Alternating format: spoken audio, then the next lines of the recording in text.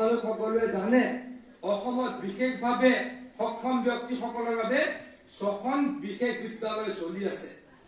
এই বিদ্যালয়সমূহত আমি চৰকাৰৰ ফালৰ পৰা আৰ্থিক সাহায্য আগবঢ়াও যাতে আমাৰ দিব্যাংগসকলে ভালদৰে পঢ়া শুনা কৰিব পাৰে। আমি মানসিক ৰোগীৰ বাবে 24টা আৱাসগৃহ নিৰ্মাণৰ কাৰণেও আৰ্থিক অনুদান আমি প্ৰদান কৰিছো। মানসিকভাৱে বাধাগ্ৰস্ত ব্যক্তিৰ বাবে 14টা আৱাসগৃহ নিৰ্মাণৰ কাৰণেও আমি আৰ্থিক অনুদান প্ৰদান কৰিছো। ৰিয়েল হোম 8টাৰ কাৰণে ইতিমধ্যে আৰ্থিক অনুদান আমাৰ চৰকাৰৰ তৰফৰ পৰা দিয়া হৈছে। আঞ্চলিক পুনৰ সংস্থাপন কেন্দ্ৰ 4টা নিৰ্মাণৰ কাৰণেও আমি ৰিহেবিলিটেশ্যন চেণ্টাৰ নিৰ্মাণৰ কাৰণেও আমি ব্যৱস্থা হাতত লৈছো।